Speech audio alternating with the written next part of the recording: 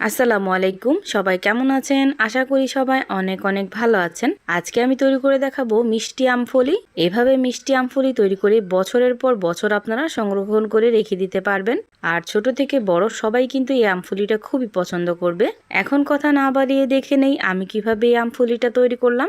এই আমফলিটা তৈরি করার জন্য প্রথমে এখানে আমি কিছুটা পরিমাণ আম নিয়ে নিছি। এখন আমি এই আমগুলোকে খুব ভালোভাবে ছিলে নিব। দেখতেই পাচ্ছেন আমগুলো আমি ঠিক এইভাবে ছিলে নিছি। এখন আঠি ছাড়া এই আমগুলোকে আমি ঠিক এইভাবে কেটে নেব। আপনারা দেখলেই বুঝতে পারবেন আমি কিভাবে আমগুলো কেটে নিছি। আর আমটা কিন্তু একেবারে কাঁচা না, আধা পাকা আম। এখন এই আমের ভিতর দিয়ে দিব আমি পর্যাপ্ত পরিমাণ পানি। পানির সাথে দিয়ে দিব আমি হাফ চামচ পরিমাণ লবণ। লবণটা দিয়ে 1 ঘন্টার জন্য ভিজিয়ে রেখে দেব। এতে করে ভিতরে টক ভাবটা চলে যাবে। আর 1 ঘন্টা ভিজিয়ে রাখার পর খুব ভালোভাবে আমি পানি দিয়ে ধুয়ে নেব।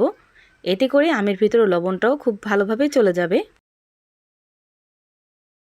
আমটাকে আমি 2 থেকে 3 বার খুব ভালোভাবে পানি পাল্টিয়ে ধুয়ে নিছি। এখন এই আমটাকে আমি একটা ফ্রাই প্যানে কিছুটা পরিমাণ লবণ দিয়ে পানি দিয়ে সেদ্ধ করে নেব। আর এই আমটাকে একেবারে বেশি সেদ্ধ করা যাবে না। যখনই অর্ধেকটা সেদ্ধ হয়ে যাবে তখন আমি আমগুলোকে ছেঁকে উঠিয়ে নিব। এভাবে পাকা আমের আমফলি তৈরি করা কিন্তু খুবই সহজ, আপনারা একবার বানালে বুঝতে পারবেন। দেখতেই পাচ্ছেন একটা বলক চলে আসছে। আর আমি এভাবে আরও 2 মিনিট পর্যন্ত রান্না করে নেব।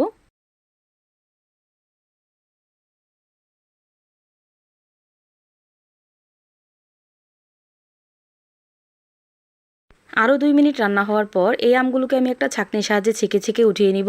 কোনোভাবে আমগুলো বেশি সেদ্ধ করতে যাবেন না, যেহেতু আমগুলো আধা পাকা। বেশি সেদ্ধ করতে গেলে আমগুলো কিন্তু গলে যাবে।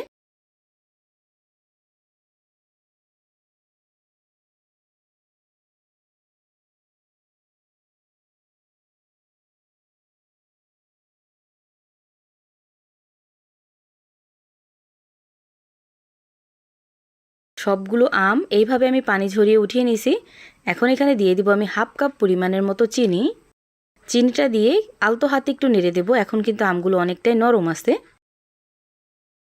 এইভাবে এখন মিশিয়ে রেস্টে রেখে দেব 8 ঘন্টার জন্য। 8 ঘন্টায় কিন্তু চিনিটা খুব ভালোভাবে ভিতরে প্রবেশ করবে। আধা ঘন্টা পরে দেখতেই পাচ্ছেন চিনিটা কিন্তু খুব ভালোভাবে গলে গেছে। এই চিনির পানিটাকে একটা স্ট্যানারে এইভাবে আমগুলো ঝরিয়ে নিব, যেন নিচে এক্সট্রা পানিটা বা চিনির শিরাটা পড়ে যায়।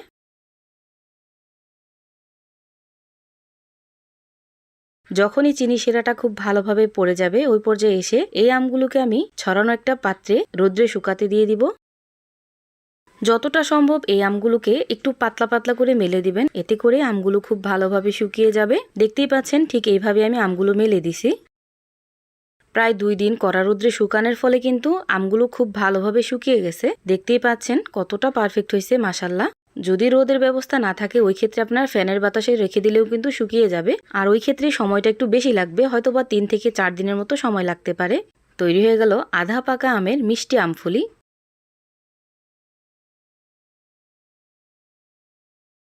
আরও ইউনিক করার জন্য এখানে আমি দিয়ে দিব কিছুটা পরিমাণ চিনি গুঁড়া।